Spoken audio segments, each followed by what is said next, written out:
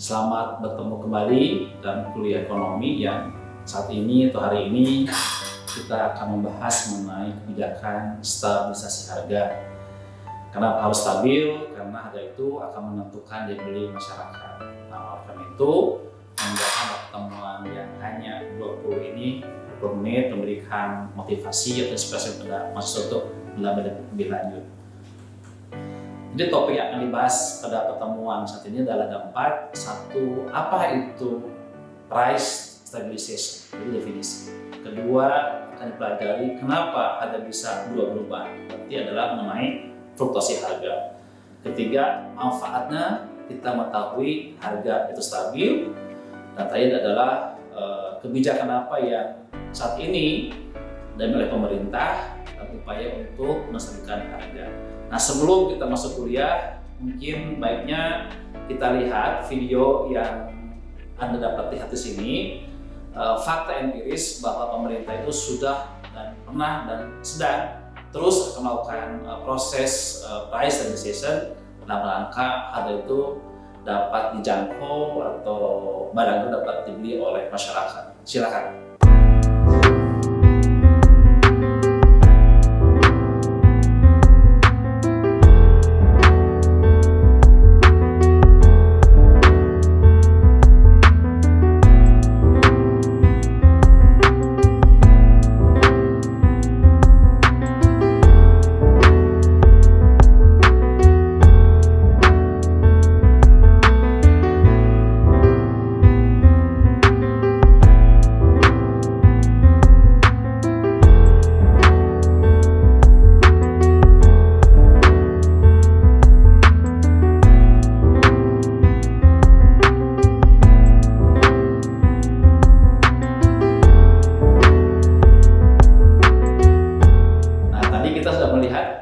Bagaimana Kementerian inspeksi ke beberapa supermarket untuk membuktikan, meyakinkan bahwa harga itu adalah sesuai dengan harapan pemerintah.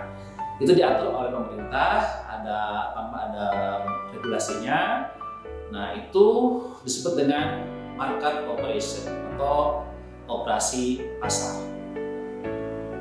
Yang masyarakat siapa? Adalah Badan Urusan Logistik atau Bulog. Itu adalah bagaimana Bulog sebagai lembaga milik pemerintah bertanggung jawab untuk menstabilkan harga. Itulah operasional. Itu diatur oleh regulasi yang diatur oleh pemerintah.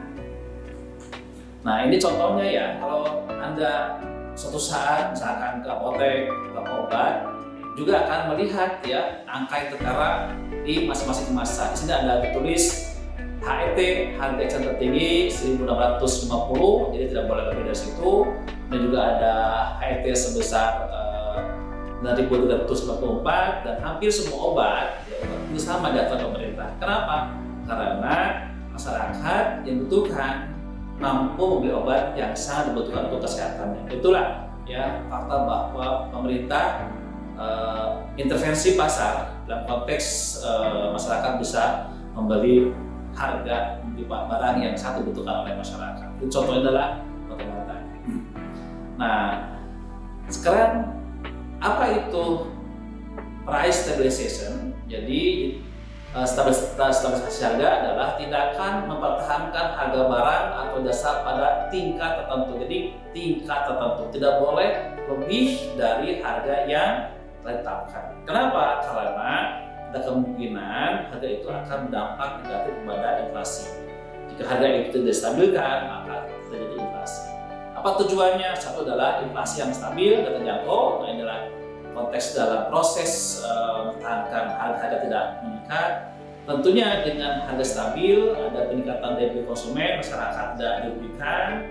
Kemudian bagi konsumen juga, bagi produsen juga ada peningkatan kesejahteraan, pendapatan yang meningkat. Dalam konteks barangkali nanti kita bahas mengenai pertanian. Kedua, keempat adalah meningkatkan efisiensi distribusi pemasaran. Kenapa? Karena barang itu, terutama pertanian, akan diproduksi oleh petani dan diperdagangkan dan sampai ke level konsumen di perkotaan. Nah, itu harus efisien.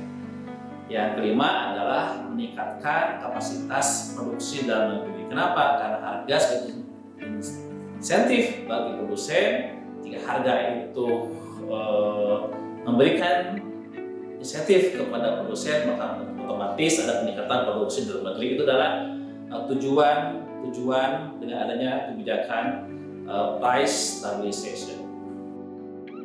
Kita akan coba bahas ya, diskusikan faktor-faktor yang menyebabkan harga itu bisa berubah up and down dan dalam aturan. Satu adalah masalah produksi yang tidak konstan karena faktor alam. Ya. Kedua adalah tentu terkait dengan musim juga, sama dengan juga, di mana pangan itu bertepatan pada musim hujan, otomatis produksi turun, harga akan naik. Kedua, lonjakan permintaan konsumen terutama pada atau waktu high demand, lebaran, Natal, tahun baru.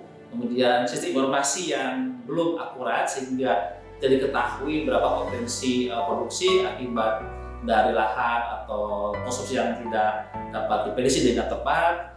Kemudian lemahnya early warning system, apalagi sekarang dengan adanya perubahan iklim agak sulit diprediksi berapa produksi akan dihasilkan oleh petani. Dengan demikian agak sulit untuk menentukan berapa harga yang bisa ditetapkan. Kemudian juga sama mengenai lemahnya sistem informasi mengenai hama dan penyakit yang menarik juga dibahas. Kenapa? Karena hama penyakit akan menentukan produksi pertanian. Dengan informasi yang tidak akurat, tidak lengkap, maka agak sulit untuk menetapkan memprediksi produksi. Kemudian goncangan perubahan makroekonomi, ada inflasi, ada nilai tukar, itu juga perubahan ekonomi growth itu membuat demand juga akan berubah, harga juga akan berubah. Dapat daya saing yang rentan terhadap goncangan pasar dunia, kemudian overstock, nah ini juga mempengaruhi kepada harga yang cenderung berubah, ya, di mana overstock adalah jumlah tersedia yang ada oleh Bulog, kemudian banyak koordinasi antara petani, pedagang dan konsumen. Itu adalah faktor-faktor yang menyebabkan harga bisa berubah setiap saat dan setiap waktu. Kemudian bagaimana pemerintah turun tangan? Nah, tadi kan kita sudah bahas bahwa harga itu harus distabilkan. Ada dua kebijakan pemerintah, ya satu adalah fiskal policy, itu oleh Kementerian Keuangan yang tanggung jawab, dan kebijakan moneter oleh Bank Indonesia. Nah, mengapa diperlukan kebijakan? Satu adalah melindungi petani selaku produsen dari penurunan harga sehingga mereka dapat berlaku produksi lebih efisien. Berarti di sini upaya mempertahankan pendapatan petani. Kedua adalah melindungi konsumen kelas bawah. Ekonomi kelas bawah artinya apa? Artinya mereka yang income yang terbatas supaya bisa akses kepada barang yang sangat pokok, maka diperlukan kebijakan yang menciptakan adanya akses kepada barang yang diperlukan. Ketiga adalah menciptakan kondisi makroekonomi yang lebih stabil sehingga mendorong investasi dan pertumbuhan ekonomi. Karena inflasi adalah salah satu variabel ekonomi yang sangat diperhatikan oleh investor, juga oleh pemerintah, oleh masyarakat, karena berdampak terhadap pertumbuhan ekonomi dan investasi. Terakhir adalah menjaga pendapatan real maksimal upah, sehingga diharapkan dapat mendorong tingkat produktivitas dengan harga terjangkau, dan demikian maka daya beli meningkat, pendapatan meningkat, dan akibatnya apa? Ada peningkatan produktivitas pegawai pekerja untuk menciptakan pendapatan yang lebih tinggi lagi. Itu adalah kebijakan stabilisasi harga oleh pemerintah, baik fiskal maupun moneter. Nah, kalau kita perhatikan di sini ada gambar ya bagaimana harga itu bergerak up and down. Di sini ada beberapa informasi. Yang warna hitam inflasi, ya inflasinya kita lihat ya. Alhamdulillah sih kita bersyukur inflasi itu di bawah 2 digit, bahkan di bawah 5%. Kemudian yang warna kuning kenaikan harga gula.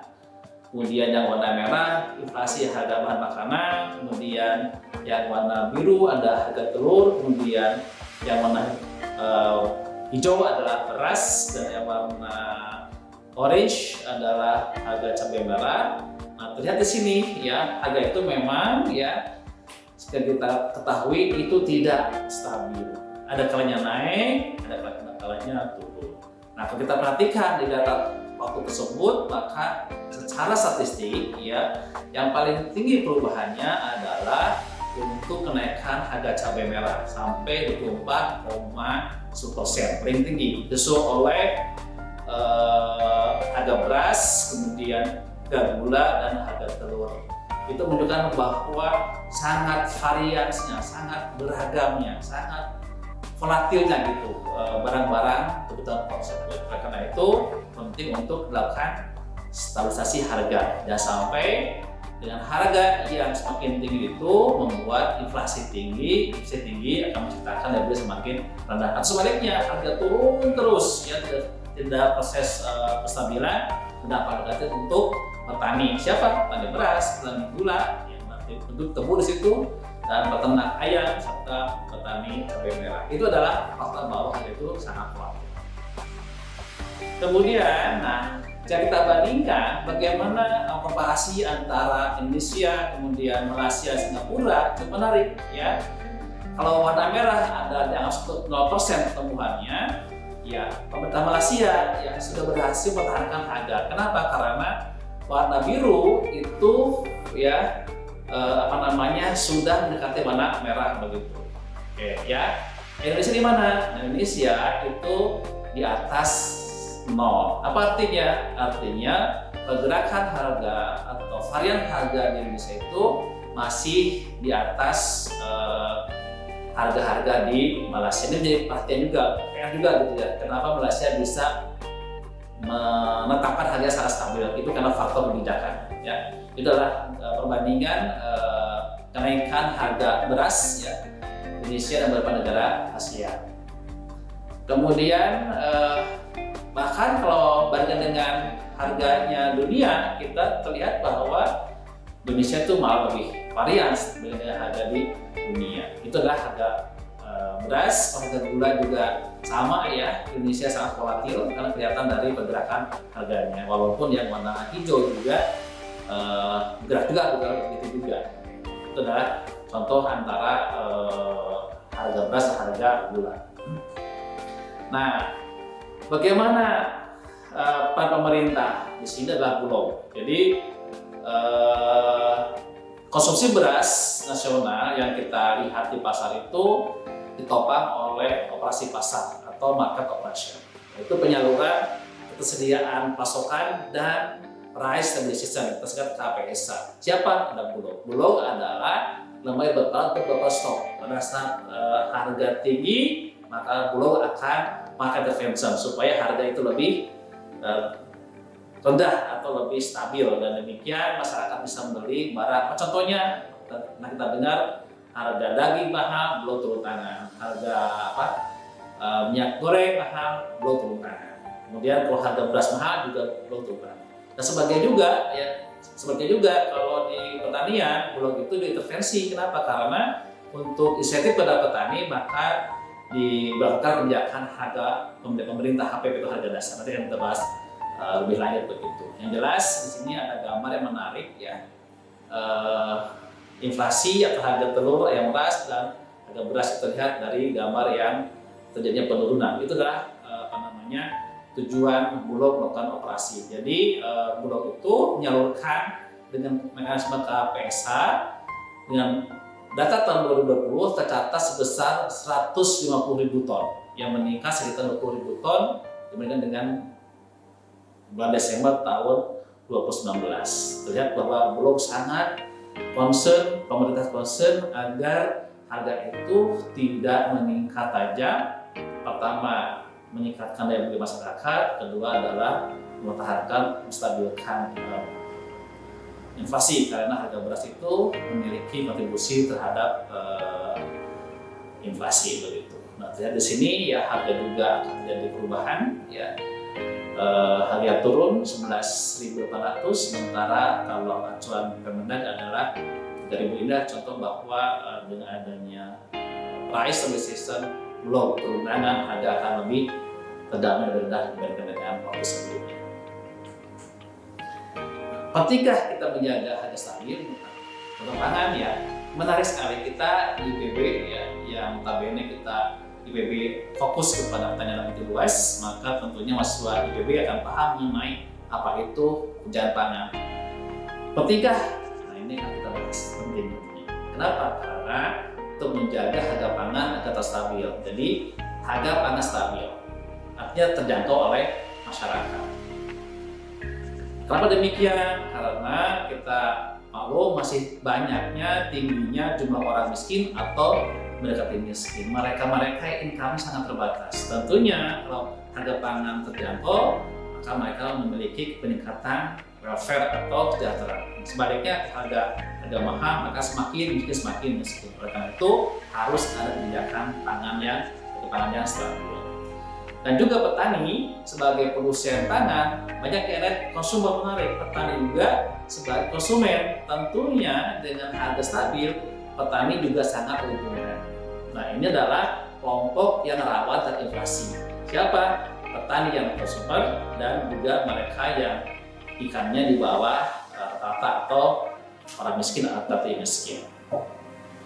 Baik, ya itu adalah pentingnya menjaga harga pangan agar stabil. Nah, apa penyebab fluktuasi harga pangan? Sekarang kita fokus harga pangan. Ya. Kenapa harga pangan itu naik turun? Ya mungkin suatu hari kita mendengar harga cabai sampai 50.000 atau 75.000 per kilo. Suatu hari, suatu saat kita mendengar cabai turun 25 sampai 10.000. Ya, itu harga yang sangat berbeda di satu waktu. Nah, tentunya kalau harga itu tidak distabilkan akan berdampak negatif bagi siapa? Produsen maupun bagi konsumen. Karena itu rendahnya produksi juga karena pemasaran distribusi. Jadi harga itu karena faktor di petani ya, dan faktor distribusi juga begitu ya. Kenapa jalan juga perlu diperbaiki ya. Kalau jalannya jelek, jauh membuat harga mahal membuat harga mahal, dan juga lebih tinggi lagi. Bahkan pada bulan tertentu ya mendekati musim hujan atau musim kemarau yang panjang itu membuat terjadi kelangkaan. Nah, bila memang produksi cukup, jika seandainya jika cukup produksi, kenapa harga bisa berubah? Ada masalah rantai pasok. Jadi ada masalah di mana? Di jalur distribusi dari petani ke konsumen. Itu adalah kenapa adanya harga yang fluktuatif. Atau barangkali itu adalah alamiah, atau barangkali ada pasar yang berfungsi tidak sempurna, tidak does not work well, gitu ya. Kenapa? Karena kita pernah belajar ada suatu pasar monopoli sehingga ada pihak tertentu yang memanfaatkan hal tersebut. Itu ada itu ada lembaga yang memperhatikan menyelidiki jika harga itu di luar kenormalan. Itu adalah penyebab harga itu berfluktuasi dari waktu ke waktu. Nah, perhatikan di sini. Nah, sekarang apa teorinya? Kalau tadi kita menyebut fakta, kemudian penyebab. Nah, bagaimana teori itu menjelaskan hal tersebut? Nah, kita masih ingat dalam kuliah sebelumnya ada persamaan supply demand ya, antara harga dengan kuantitas. Nah, kalau supply terganggu karena tadi hama penyakit, ya, atau karena kekeringan atau banjir, maka produksi akan berkurang. Dalam ekonomi, jika produksi berkurang, berarti akan bergeser berupa supply ke sebelah kiri, gitu ya. Itu apa artinya? Artinya adalah harganya asalnya di P0P, ya itu harga normal. Karena terjadi perubahan pasokan akibat bencana alam atau akibat adanya kekeringan di bencana alam atau penyakit, maka harga akan naik ke P1P. Apa? Karena pergeseran dari supply function ya dari P ke P0 ke S0 ke S1P. Itu ya efek dari rendahnya pasokan. Lain pihak untuk non pangan juga begitu ya. Artinya kalau harga mahal, nah menarik, harga mahal apa artinya? Artinya turunnya daya beli dari siapa? Dari masyarakat, sehingga mengurangi daya beli, artinya akan menggeser kurva ke sebelah kiri. Bagaimana? Itu adalah mekanisme ya pengaruh harga panen terhadap harga pangan dan harga non pangan. Kenapa? Karena dalam realitasnya rumah tangga itu memiliki pendapatan, maka pendapatan itu akan dialokasikan kedua item pangan non pangan dan pangan. Karena itu kita bisa melihat bahwa perubahan harga pangan akan mempengaruhi alokasi di kebutuhan non pangan lainnya. Nah, ini kita akan bahas mengenai instrumen yang sering kita dengar, terutama dalam konteks Indonesia, adalah mengenai produksi gabah atau beras. Pemerintah turun tangan. Kenapa? Karena beras itu merupakan barang pokok, ya staple food bagi Indonesia, saat menentukan kesejahteraan para petani dan juga menentukan kesejahteraan konsumen. Karena beras merupakan salah satu komoditi yang harganya akan menentukan tingkat inflasi. Ada dua mekanisme untuk kebijakan pemerintah dalam menstabilkan harga gabah. Satu adalah kebijakan harga dasar untuk melindungi petani produsen pada saat kelebihan suplai. Kenapa? Karena dengan dengan suplai meningkat, maka oversupply masih ada ekonomi, oversupply akan membuat harga lebih rendah, muncullah harga dasar pembelian pemerintah. Yang kedua, pada saat kondisi paceklik, ya pada saat biasanya musim kemarau panjang, maka produksi berkurang, harga akan meningkat, akan mendapat negatif kepada masyarakat dan konsumen, maka pemerintah menetapkan kebijakan disebut dengan kebijakan harga maksimum. Pada contohnya di pangan juga ada, juga di mana? Di obat-obatan dan di obat-obatan dan pangan yang tadi pernah lihat di slide sebelumnya. Siapa yang melakukan? Adalah Badan Usaha Logistik atau Bulog. Bulog berperan dalam konteks operasionalisasi kebijakan harga dasar dan menentukan harga maksimum. Nah, meskipun secara teori ya, permintaan beras yang inelastis menyebabkan OP adalah market operation yang efektif untuk menahan harga umum. Namun dalam faktanya itu memang tidak seperti yang kita secara teoritis. Satu contohnya HPP sekarang 3.700 per kilogram. Tidak efektif. Kenapa? Karena di pasar harga kering panen di atas harga HPP. Itu contohnya bahwa kebijakan efektif. Kenapa? Harga yang ditetapkan minimum oleh pemerintah itu di bawah harga DKP.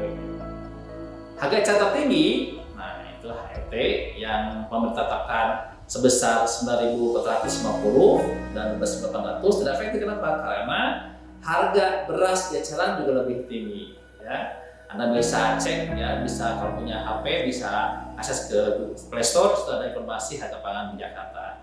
Dan demikian, dan perbedaan itu membuat kebijakan tidak efektif.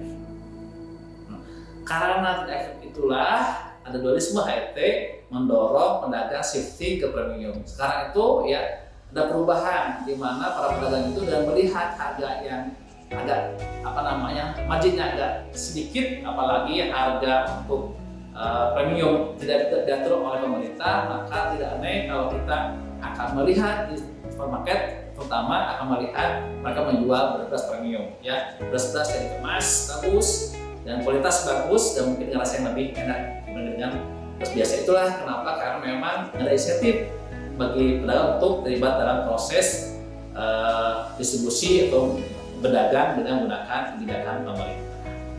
Itu adalah isu yang menarik yang akan Anda lihat dalam kehidupan sehari dalam konteks kebijakan harga beras di Indonesia. Nah, apa yang sudah dilakukan pemerintah? Tadi jelas ya ada Bulog. Nah, kemudian Bulog itu dibasiskan Perpres nomor 48 tahun 16, di mana pemerintah turun tangan mengembangkan pajale, padi, jagung dan kedelai. Termasuk sekarang dengan Perpres tersebut juga dikembangkan komoditinya, cabai sebagainya. Kenapa? Karena memang ternyata itu berdampak terhadap inflasi. Kemudian menjaga satgas pangan. Nah ini mungkin Anda yang yang belum memahami, pemerintah itu membuat satgas pangan. Kenapa? Adalah suatu upaya, ada satu tugas yang memperhatikan agar pangan itu dapat dengan mudah didistribusikan dari petani ke konsumen, ada pasar di situ. Nah, kalau harga itu tidak mencerminkan harga normal, ada something wrong di situ. Nah, disitulah peran satgas. Apakah ada nggak konteks monopoli atau ada penumpukan yang ilegal, maka satgas akan melakukan proses perbaikan hal-hal tersebut. Kemudian Permendag juga mengatur harga acuan. Ya, kalau kemarin kita pernah merasakan bagaimana harga gula itu tinggi, karena sebetulnya sudah diatur oleh Permendak, di mana harga gula itu tidak boleh lebih harga eceran yang begitu. Nah, apakah perlu Badan Pangan Nasional? Ini yang lebih besar lagi ya. Kita sudah punya Badan Bulog ya. Nah, sekarang apakah mungkin kita punya lembaga baru? Nah, itu adalah merupakan amanah Undang-Undang Pangan tahun 2012, tapi dalam masalah politik ya nanti pemerintah akan melihat benefit cost-nya jika pemerintah memerlukan lembaga baru atau Badan Pangan Nasional. Kemudian instrumen stabilisasi harga yang dilakukan oleh Bulog, satu adalah kebijakan harga pasar tadi, ya, kemudian ada buffer stock. Bulog menyimpan sejumlah sekian ton beras dalam rangka untuk mengantisipasi kalau dapat spray, kalau bencana alam dan sebagainya. Kemudian food subsidi, yaitu menjual harga lebih murah pada konsumen. Kebijakan buffer stock dan subsidi digunakan secara simultan bersamaan karena pemerintah memberikan subsidi melalui nilai stok yang dimiliki oleh Bulog. Jadi Bulog itu tadi dengan harga dasar, harga tertinggi. Kenapa? Karena Bulog memiliki stok. Stok itu diatur kapan? Untuk pada saat harganya tinggi atau sekarang kita merasakan ada bencana di mana-mana, ada banjir, ada gempa, maka Bulog akan menyalurkan beras yang disimpan di gudangnya. Itulah buffer stok namanya. Apa esensi dari harga HPP? Memberikan insentif pada petani. Nah, di sini adalah kalau HPP itu menarik untuk petani akan ada upaya untuk meningkatkan produksinya. Itu adalah insentif ya kepada petani. Sehingga petani berpikir, oh harganya mahal sekarang, harga tinggi, maka dia akan memproduksi beras atau jagung, tapi tidak terutama beras atau gabah. Kemudian dengan harganya lebih menarik, produksi dapat ditingkatkan adalah efek dari harga tinggi itu. Kemudian bagaimana harga HPP ditetapkan? HPP ditetapkan berdasarkan kandungan air dan nampaknya kalau beras berdasarkan kandungan air dan butir atau beras. Kenapa? Karena nanti beras itu gabah itu akan diproses menjadi beras itu akan disimpan di gudang Bulog, dan supaya tidak ada kerusakan yang lebih cepat supaya bisa tahan lama, maka Bulog menetapkan kriteria agar beras yang gabah yang dibeli dan beras yang disimpan itu bisa tahan lama. Maka apa itu punya syarat adalah kadar air, kadar hampanya. Kalau untuk gabah, untuk beras, kadar air dan kadar patah butir beras patah itu adalah kriteria syarat berlakunya harga tersebut. Nah, ini adalah slide terakhir ya. Kita bisa lihat ya gambar di sini. HPP-nya itu di bawah harga kering giling atau kering panen. Itulah fakta bahwa tidak efektifnya kebijakan harga. Kenapa? Harga yang ditetapkan oleh pemerintah itu di atas harga HPP-nya gitu. Tapi bagus buat petani juga begitu ya. Kenapa? Karena petani punya pilihan untuk menjual. Ya. Tapi bagi Bulog juga masalah. Kenapa? Karena kalau harganya mahal, petani ada kemungkinan tertarik untuk menjual ke Bulog. Itu adalah diskusi lain ya. Jelas bahwa di sini ada perbedaan antara harga bulanan gabah dengan harga yang menunjukkan tingkat efektivitasnya kebijakan pemerintah. Terima kasih. Itu adalah diskusi atau materi mengenai price stabilization. Mudah-mudahan memberikan inspirasi, memberikan semacam pencerahan bagi Anda yang pelajari isu tentang harga-harga yang sering bergejolak. Terima kasih. Assalamualaikum warahmatullahi wabarakatuh.